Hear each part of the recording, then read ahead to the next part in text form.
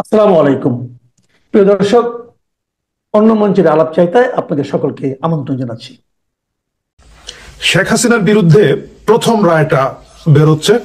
আমি খুবই এক্সাইটেড, উত্তেজিত, এবং সেই উত্তেজনা নিয়ে আমি শুরু করলাম যে কি কোন কোন অপরাধে, কারণ শেখ হাসিনার তো অপরাধের কোনো শেষ নাই, সেই অপরাধের কোন কোনগুলোর বিচার প্রথম দিন হয়ে যাবে এবং আমরা একটা কি যেন ওইটাকে বলে যুগান্তকারী, আন্তর্জাতিক মানের, স্বচ্ছ ইত্যাদি ইত্যাদি রায় দেখতে পাবো। এটা নিয়ে গবেষণা করা শুরু করলাম, মানে একটু পড়ছিলাম আর কি। গবেষণা কথাটা বলে একটা জিনিসটা ভারী কি শোনায়। হঠাৎ করে মনে হইলো দাঁড়ান, ওই আলাপে যাওয়ার আগে একটা গল্প বলে ফেলি, কারণ ভিডিওর লেন্থ, দৈর্ঘ্য আমাকে বাড়াতে হবে এবং সেটা বাড়াতে হলে গল্পটা বলতে হবে।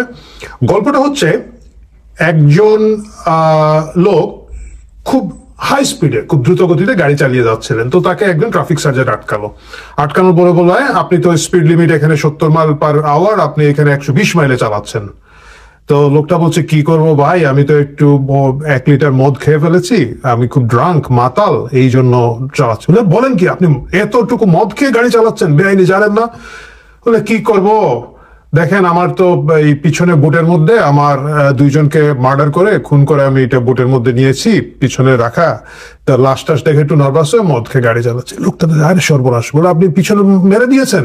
বলে, হ্যাঁ মেরে দিয়েছি, আমার সাথে তো একটা পিস্তল আছে, পিস্তল দিয়ে 2 রাউন্ড গুলি করেছি, 4 রাউন্ড আমার সাথে আছে। এখন তো ট্রাফিক সার্জেন্ট নিজে একটু নার্ভাস হয়ে গিয়েছে, কারণ এটা তো বিরাট অপরাধী, তো এবং তার সাথে বন্দুক আছে, পিস্তল আছে, গুলি করে দিবে। সুতরাং ট্রাফিক সার্জেন্ট একা আর সাহস পেল না, সে ওয়্যারলেস দিয়ে সাথে সাথে তার সিনিয়র অফিসারকে এখানে ডেকে নিয়ে আসলেন এবং বললেন যে স্যার এই ঘটনা। তো সিনিয়র অফিসার আরো কিছু সৈনিককে নিয়ে, পুলিশকে নিয়ে গাড়িটাকে ঘেরাও করলেন, ঘেরাও করে কাছে গিয়ে দরজা নক করলেন। লোক খুলছে, হ্যাঁ অফিসার, গুড আফটারনুন, কি হয়েছে? আপনার পিছনের বুট খোলেন। হ্যাঁ খুললাম। তো পিছনের বুট খুলে দিয়েছে, পিছনের ওই গাড়ির পিছনের ডালা খুলে দেখা গেল ওখানে কিছু নাই। বলে, আপনার সাথে নাকি আপনি নাকি 2 জনকে মার্ডার করেছিলেন। বলে, কি বলে এইগুলা? বলে, দেখি আপনার সামনের ড্রয়ারটা খুলেন গাড়ির, দেখি তো ওইখানের মধ্যে একটা পিস্তল আছে নাকি। সবাই খুব বন্দুক টন্দুক ধরে বসে। লোকটা খুলে দিয়েছে, ওটার ভিতরে কিছু নাই, ওটার ভিতরে 2-1টা কাগজপত্র রাখা আছে, কিছু নেই। বলে, কি এইসব শুনলাম, আপনি কি মাতাল নাকি? দেখি হা করেন তো। তারপর ওই যে যন্ত্র যেটা দিয়ে দেখে কেউ ড্রাঙ্ক কিনা না, এটা দিয়ে বলছে এটার মধ্যে শ্বাস ফেলেন। তো শ্বাস ফেলেছে, শ্বাস ফেলার পরে তো নর্মাল, ও মদ খায়নি। বলে, তাইলে ঘটনাটা কি ঘটলো? আপনার নামে এত কিছু শুনলাম। বলে, কে বলেছে এত কিছু? বলে, এই যে ট্রাফিক সার্জেন্ট বলেছে। বলে, ভাই এই লোকটা খামোকা কি না কি বলেছে, আমি তো জানি না। এখন আর কিছু না পাইলে বলবে হয়তো আমি স্পিড করতেছিলাম, হয়তো বলবে এখন আমি 70 মাইলের গাড়ি 120 মাইলে চালাচ্ছিলাম, এটা বলতে পারে কিন্তু। তো সেই সিনিয়র অফিসার ঘুরে ট্রাফিক সার্জেন্টকে বললেন, এই ঘটনার কি হচ্ছে, আটকাইলা কেন? বলে, স্যার 70 মাইলের এখানের মধ্যে 120 মাইল চালাচ্ছিল, এই জন্য প্রথমে আটকাইছে। চুপ, আর মিশা কথা বলবো না, এনাফ মিশা কথা বলছো। তুমি খামোকা একটা সাধারণ নাগরিককে এখানের মধ্যে তুমি হয়রানি করতেছো। ভাই আপনি জানতো, আপনি গাড়ি নিয়ে যান, সরি আপনাকে ডিস্টার্ব করার জন্য। এই গল্পটা কেন বললাম, কারণ হচ্ছে আপনি যখন অনেকগুলা সাব গল্প তৈরি করে সেগুলোকে মিথ্যা প্রমাণ করে ফেলতে পারবেন, আপনার যে মূল অপরাধ ছিল 70 মাইলের জায়গায় 120 মাইলে চালিয়ে যাওয়া, সেটা তখন আর কেউ বিশ্বাস করবে না। ট্রাইব্যুনালে এখন যে রায়টা শেখ হাসিনার বিরুদ্ধে দেওয়া হচ্ছে, খুব দ্রুত আকারে দেওয়া হচ্ছে, এটা হচ্ছে সেই ঘটনা। এইখানের মধ্যে এমন ভাবে বিচারটাকে বিতর্কিত করার চেষ্টা করা হচ্ছে সুকৌশলে, যাতে কোনো একদিন যখন এই বিচারগুলো পুনর্বিবেচনা করা হবে, পুনর্বিচার করা হবে, যখন বাংলাদেশে একটা সুস্থ স্বাভাবিক পরিবেশ ফিরবে, তখন এই বিচারের রায় দিয়ে আসল অপরাধগুলো ঢেকে ফেলা হবে। আমরা কখনোই জানতে পারবো না ছাদগুলোতে কারা স্নাইপার ছিল, আমরা জানতে পারবো না 7.62 বুলেট, যেটা কারো ব্যবহার করার কথা নয়, সেই বুলেট কারা ব্যবহার করছিল, সেই স্নাইপার রাইফেল গুলো কাদের কাছে ছিল, কিভাবে হত্যা করা হয়েছিল আমাদের বাংলাদেশের অগণিত ছাত্র জনতাকে। কারণ প্রথম থেকেই এই জিনিসটাকে বিতর্কিত করে ফেলার জন্য আজকে এই ভিডিওটা আপনারা যখন দেখছেন ততক্ষণে হয়তো একটা রায় ঘোষণা হয়ে গিয়েছে। আসলে আমি এই কথাগুলো একটু খুব পরিষ্কার করে বলি।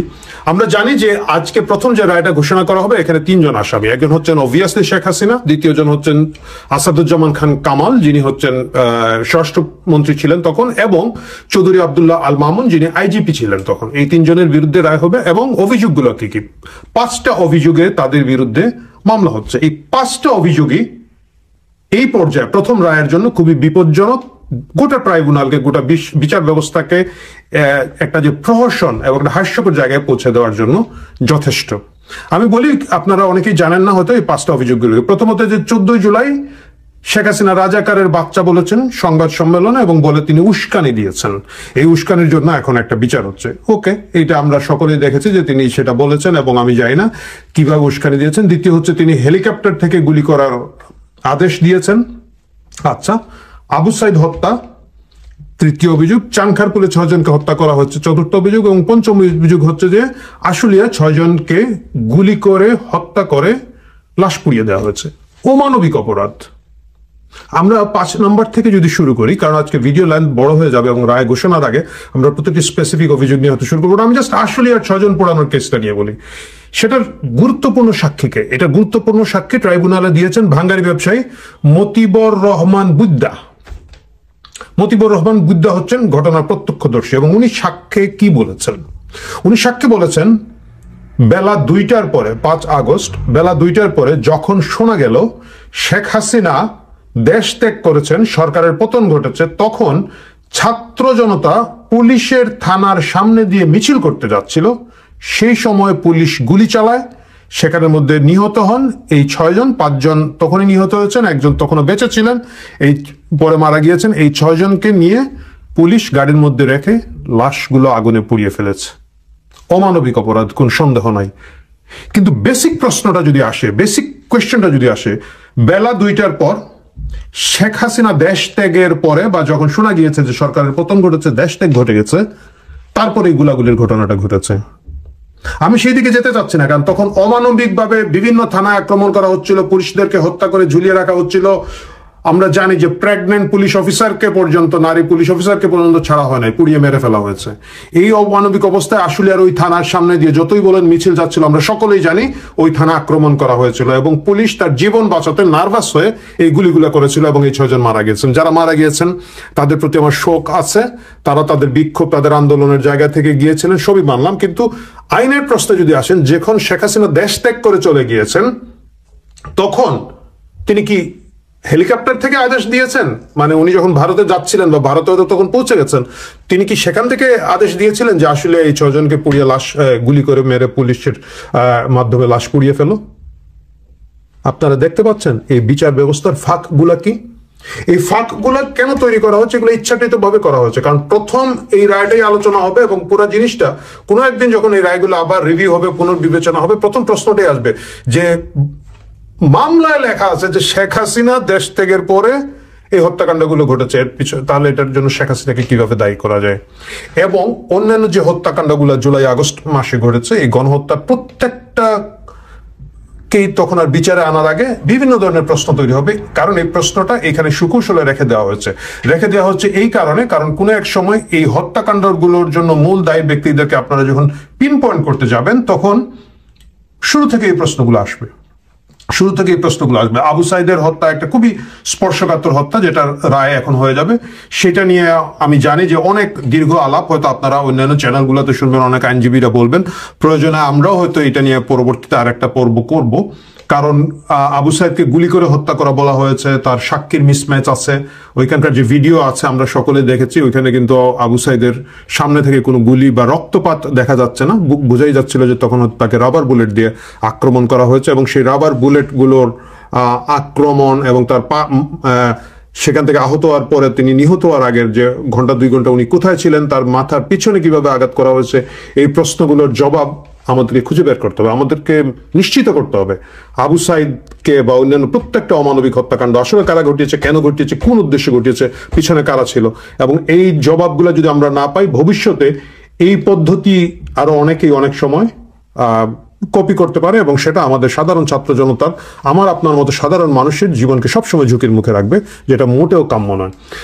আমরা এই আলাপগুলো হয়তো সামনে আগামীতে আরো অনেক বেশিবার তুলব, কিন্তু এই প্রথম রায়ের মধ্যে যে আশুলিয়ার 6 জন পোড়ানোর মামলাটা দেওয়ার যে টেন্ডেন্সিটা আমরা দেখতে পাচ্ছি, সেই টেন্ডেন্সি থেকে আমরা জানি এগুলা কি ঘটছে, কিভাবে করা হচ্ছে এবং কেন করা হচ্ছে। প্রিয় দর্শক, একটা জিনিস আপনারা খেয়াল করে দেখবেন, একই দিনে সিগনিফিকেন্টলি আমাদের শেখ মোহাম্মদ সাজ্জাদ আলী, মানে শেখ শুনেই আবার আপনারা ট্রিগার্ড হয়ে যাবেন না, মানে সব শেখের যে দুর্দশা চলছে সবাই সেটা নয়, 2-1 শেখ পুলিশ অফিসার শেখ এখনো আছেন। তার মধ্যে একজন শেখ সাজ্জাদ আলী, তিনি হচ্ছেন আমাদের ঢাকার দায়িত্বে আছেন, পুলিশের দায়িত্বে আছেন, খুবই ইন্টারেস্টিং পোস্ট এবং পজিশনে আছেন। তিনি বলেছেন যে বাসে আগুন দিলে, আজকে পত্রিকায় এসেছে, বাসে আগুন দিলে ককটেল মারলে সরাসরি গুলি করতে অর্ডার দিয়েছি আমি, কারণ এটা আমাদের আইনে আছে। এর মানে দেখা যাচ্ছে যখন কেউ যদি বাসে আগুন দিলে গুলি করবে, মেট্রো রেলে আগুন দিলে গুলি করতে পারবে না, সেরকম না। মানে কেউ যদি অন্যের জীবনকে ঝুঁকির মুখে ফেলে দেওয়ার জন্য আক্রমণ করে ধ্বংসাত্মক হয়, তাকে গুলি করে থামানোটা আমাদের আইনে আছে। এখন এই আইনে যদি শেখ সাজ্জাদ আলীর হুকুমে, রেকর্ডে কেউ মারা যেতেই পারে, এই উসিলায় তারা হয়তো গুলি করতেও পারেন, বা কেউ আসতেও পারে হয়তো একটা বাসে আগুন পোড়ানোর জন্য বা একটা ককটেল মারার জন্য, পুলিশ তাকে গুলি করে মেরে ফেললো। জীবনের নিরাপত্তা দেওয়ার জন্য, জানমালের নিরাপত্তার জন্য পুলিশ তাকে গুলি করে মেরে ফেললো। এখন ভবিষ্যতে এই জন্য কি শেখ সাজ্জাদ আলীর বিচার হবে, যে পুলিশ অফিসারটা বা পুলিশের লোকটা গুলি করবে তার বিচার হবে, নাকি ডক্টর মোহাম্মদ ইউনূসের বিচার হবে এবং আমাদের জাহাঙ্গীর স্বরাষ্ট্র উপদেষ্টা, আপনারা জানেন, ওনার বিচার হবে? এই প্রশ্নগুলো কিন্তু আগামীতে উঠবে, এবং ওই প্রশ্নগুলাই কিন্তু এই ট্রাইব্যুনালে কোনো এক সময় ডক্টর মোহাম্মদ ইউনূসের এবং জাহাঙ্গীরের বিচার করার জন্য রেফারেন্স হিসাবে ব্যবহৃত হবে। সুতরাং এই জায়গাগুলো পরিষ্কার পরিচ্ছন্ন না করে যারা এই তাড়াহুড়া করে বিচারটা তৈরি করছেন, তাড়াহুড়া করে করছেন, এবং শেখ হাসিনা দেশ থেকে চলে যাওয়ার পরের হত্যাকাণ্ডগুলো, সেখানেও কিন্তু প্রায় আরো 700-র মতো লোক মারা গিয়েছেন। মানে শেখ হাসিনা দেশ ত্যাগের পরে 5ই আগস্ট থেকে 15ই আগস্ট পর্যন্ত জাতিসংঘ বলছে যে ওইখানে আরো 700 মানুষ মারা গিয়েছেন। এখন সেগুলোরও দায় দায়িত্ব শেখ হাসিনার উপরে ফেলে দেওয়া হবে কিনা না আমরা জানি না, কারণ আমরা এই ট্রাইব্যুনালকে দেখেছি হুমায়ুন আহমেদের উপন্যাস পড়ছে ট্রাইব্যুনালের মধ্যে, দেয়াল উপন্যাস থেকে পড়ে একজনের নামের দোষ আর একজনের ঘাড়ে ফেলে দেওয়া হচ্ছে, এই জিনিসগুলো আমরা দেখেছি। এবং আমরা দেখেছি এইখানের মধ্যে বিচারক কোন দলের, এটা বলা বেআইনি, এটা বললে আইনের অবমাননা হবে, আমি ওইটাতে যাচ্ছি না। আমরা দেখেছি এইটার প্রধান উকিল হচ্ছেন তাজুল ইসলাম, জামাতের বাচ্চা এবি পার্টির নেতা ছিলেন, এবং উনি যুদ্ধাপরাধীদের বিচারের জন্য জান প্রাণ দিয়ে যুদ্ধাপরাধীদের সেভ করার চেষ্টা করেছিলেন, খুব ভালো। উনি হচ্ছে ট্রাইব্যুনালের এক পাশে, আরেক পাশে আরেকটা লোক আছেন, সেটাও তাদেরই নিয়োগ করা লোক। আপনার এই ভিডিওটা কি দেখেছেন? চলেন একটু দেখে আসি। এই লোকটা হেসে হেসে কিভাবে বলছে, যে বাইরে বললে তো শরম লাগে না, কি যেন বলছে না, চলুন শুনে আসি। আপনি এখানে কথা বলেন, মিডিয়ার সামনে কথা বলেন, বিচার তো কিছুই কোনো পর্যায়ে নেই। আপনি যেও কথা বলেন আপনার আসামকে দাঁড়াবে না, ক্লাস পাবে তা বলে নেই। বলছি যে আমি বিশ্বাস করি, যখন সাংবাদিকরা প্রশ্ন করে আমাকে যে আপনার আসামি খালাস পাবে কিনা, আমি বলেছি আমি বিশ্বাস করি যে আমার দৃঢ় বিশ্বাস যে আমার আসামি খালাস পাবে। সেটা তো বলতেই পারি আমি, আমার বিশ্বাস, আমার চেষ্টা, সে জায়গাটা আমি বলতেই পারি। যদি ভুল হয় আমার আদালত আমাকে সংশোধন করবেন। না, ভালো তাছাড়া আমার না বলে উপায় কি? আমি যদি বলতে আমার আসামি খালাস পাবে না, তাহলে তো মানে জাতি এবং মাননীয় আদালত লর্ডশিপও বলবেন যে কেমন লয়ার আমি স্টেট ডিফেন্সে নিয়োগ দিয়েছি যে আসামির ফাঁসি চাই। তাহলে তো এটা আরো খারাপ, আপনার জন্য খারাপ, আমার জন্য খারাপ।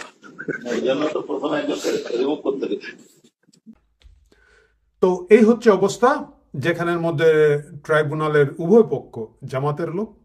এবং খুব ইন্টারেস্টিং, এই মামলায় একজন রাজসাক্ষী আছেন, রাজসাক্ষীটা হচ্ছেন আমাদের চৌধুরী আব্দুল্লাহ আল মামুন। তিনি দোষ স্বীকার করেছেন এবং রাজসাক্ষী দিতে চাচ্ছেন।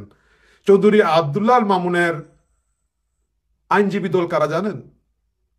ঠিকই ধরেছেন, শিশির মনির, জামাতে ইসলামের। এটা আমি বলি নাই, এটা আমজনতা পার্টির তারেক আবিষ্কার করেছেন, এবং তিনি সকলকে বলেছেন যে শিশির মনিরকে আইনি সুবিধা দিচ্ছেন, সুযোগ সুবিধা করে দিচ্ছেন, এবং তার মাধ্যমে সাক্ষ্য অর্জন করছেন। খুব ইন্টারেস্টিং একটা বিষয় কি দেখেছেন, আবরার হত্যা মামলা থেকে শুরু করে এই জুলাই হত্যা মামলার কিছু কি পয়েন্টে যারা ছিল, যারা দায়ী ছিল, তাদের জন্য কেন যেন শিশির মনির এবং জামাতের উকিলরা খুবই বেকুল হয়ে যান। মানে এমন তো না যে জামাত শিবিরের লোকজনের মামলার কোনো অভাব আছে, ওনারা খেতে পারছেন না, তা কিন্তু না, কিন্তু তার খুব বেকুল হয়। আবরার হত্যাকাণ্ডের চিফ মূল আসামি যে 4-5 জন ছিল, তাদেরকে বাঁচানোর জন্য, রক্ষা করার জন্য শিশির মনির জামাত ইসলামের সরাসরি সামনে ছিলেন। এবং এখানেও দেখা যাচ্ছে যে চৌধুরী আব্দুল্লাহ আল মামুন স্পেসিফিকলি পুলিশের আইজিবি হিসাবে জুলাই আগস্টের প্রতিটি হত্যাকাণ্ড যতদিন দায়ী ছিলেন, তার একটা সুপ্রিম কমান্ড রেসপন্সিবিলিটি আছে, তাকে বাঁচানোর জন্য শিশির মনির এগিয়ে আসছেন। সবকিছু কি এক সূত্রে বাধা ছিল? সবকিছু কি মেডিকেল ডিজাইনের অংশ?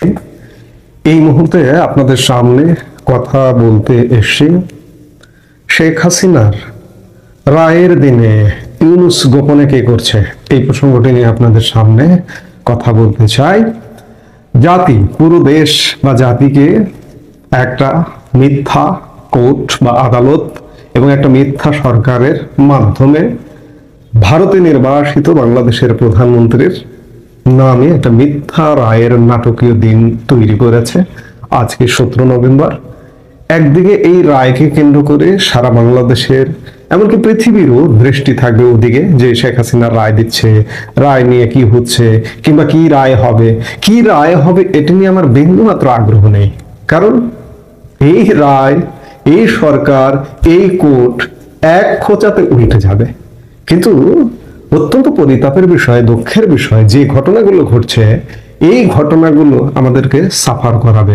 আজকে যখন রায় নিয়ে বাংলাদেশের মানুষ এবং বিশ্ববাসী ওদিকে দৃষ্টি, তখন ডক্টর ইউনূস গোপনে বাংলাদেশের একটি সমুদ্র বন্দরের একটি অংশ এবং একটি নদী বন্দর লিজ চুক্তি করছে এবং অত্যন্ত গোপনীয়তার সাথে, অবিশ্বাস্য দ্রুততার সাথে চট্টগ্রাম বন্দরের লালদিয়া চরে টার্মিনাল নির্মাণ ও পরিচালনার জন্য বন্দরের সঙ্গে ডেনমার্কের মালিকানাধীন এপিএম টার্মিনালসের দীর্ঘমেয়াদী চুক্তি হবে আজ সোমবার। আমরা যে সময় কথা বলছি ততক্ষণে এই চুক্তিটা হয়তো হয়ে গেছে। ঢাকার ইন্টারকন্টিনেন্টাল হোটেলে এদিন সকালে এই চুক্তি স্বাক্ষরের কথা রয়েছে। অস্বাভাবিক দ্রুততায় এই দীর্ঘমেয়াদী চুক্তি করা নিয়ে এরই মধ্যে প্রশ্ন উঠেছে। একই দিন বিকেলে ঠিক একই স্থানে এই ইন্টারকন্টিনেন্টালেই ঢাকার অদূরে কেরানীগঞ্জের নৌ টার্মিনাল নিয়ে চুক্তি হওয়ার কথা রয়েছে। পানগাঁও নৌ টার্মিনাল 22 বছর মেয়াদে পরিচালনার জন্য সুইজারল্যান্ডের প্রতিষ্ঠান মেডলক এস এর হাতে ছেড়ে দেওয়া হচ্ছে। অন্যদিকে লালদিয়ার চরে টার্মিনাল নির্মাণ ও পরিচালনার জন্য এপিএম টার্মিনালস এর সঙ্গে চুক্তি হবে 33 বছর মেয়াদী। এই মেয়াদ আরো 15 বছর বাড়ানোর সুযোগ থাকছে চুক্তিতে। এপিএম টার্মিনালস ডেনমার্কের মালিকানাধীন হলেও এটির নিবন্ধন নেদারল্যান্ডসে। লালদিয়া প্রকল্পে বাংলাদেশের পক্ষে মধ্যস্থতাকারী বিশ্বব্যাংকের সহযোগী প্রতিষ্ঠান ইন্টারন্যাশনাল ফাইন্যান্স কর্পোরেশন আইএফসি প্রতিবেদনে টার্মিনাল অপারেটরের প্রস্তাব জমা দেওয়ার পর চুক্তি পর্যন্ত কার্যক্রম শেষ করতে 62 দিন সময়সীমা ধরা হয়েছিল। তবে বন্দর কর্তৃপক্ষ অস্বাভাবিক দ্রুততায় মাত্র 2 সপ্তাহে এই কার্যক্রম শেষ করেছে। আওয়ামী লীগ সরকারের আমলে লালদিয়া চরে টার্মিনাল নির্মাণের প্রক্রিয়া শুরু হলেও সে সময় কোনো তাড়াহুড়া ছিল না, স্বাভাবিক গতিতে এই প্রক্রিয়া এগিয়ে নেওয়া হচ্ছিল।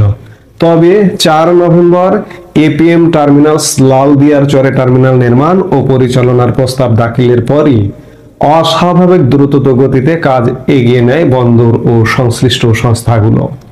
বন্দর বিষয়ে অভিজ্ঞ 2 জন ব্যক্তি প্রথম আলোর সঙ্গে কথা বলেছেন।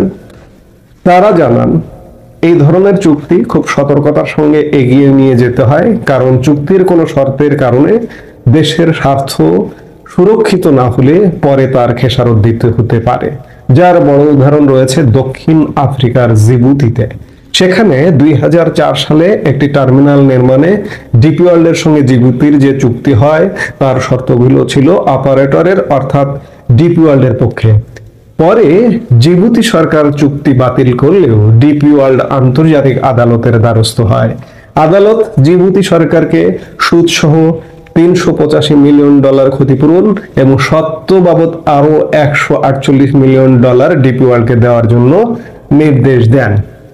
তাহলে বুঝুন যে, ধরে নিন যে এটি একটি অবৈধ সরকার।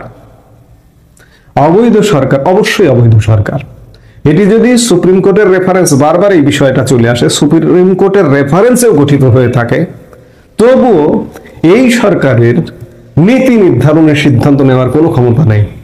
আমি আমার বন্দরকে বিদেশিদের হাতে দেব নাকি দেশি অপারেটরদের দিয়ে চালাবো, আমার দেশের নির্বাচনের মাধ্যমে ক্ষমতায় আসা রাজনৈতিক সরকার, রাজনীতিবিদরা সিদ্ধান্ত নেবে।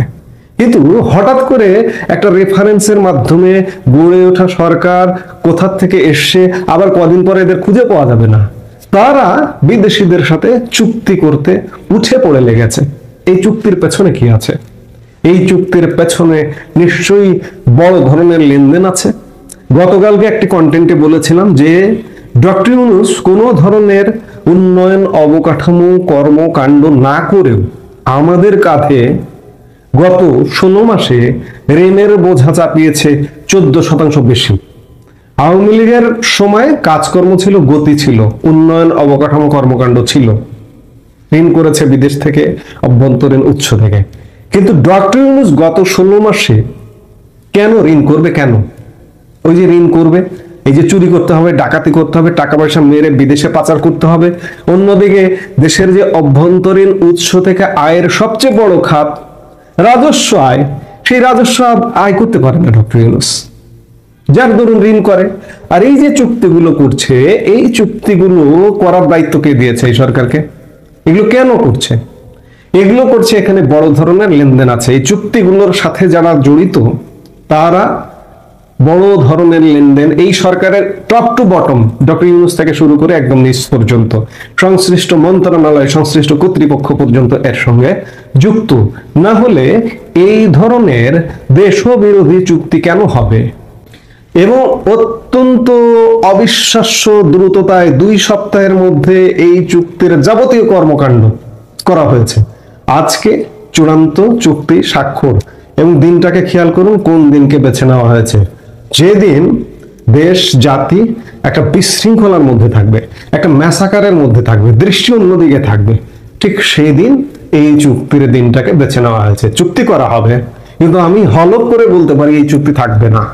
এই চুক্তি, যেহেতু এটি একটা অবৈধ সরকার এবং এটি নন ডিসক্লোজার চুক্তি, গোপন চুক্তি, এই গোপন চুক্তির মধ্যে যে কর্তৃপক্ষ আগ বাড়িয়ে এসে চুক্তি করছে, বিদেশি কর্তৃপক্ষ, তারা তাদের স্বার্থটা পুরোপুরি মিট আপ করে নিয়েছে।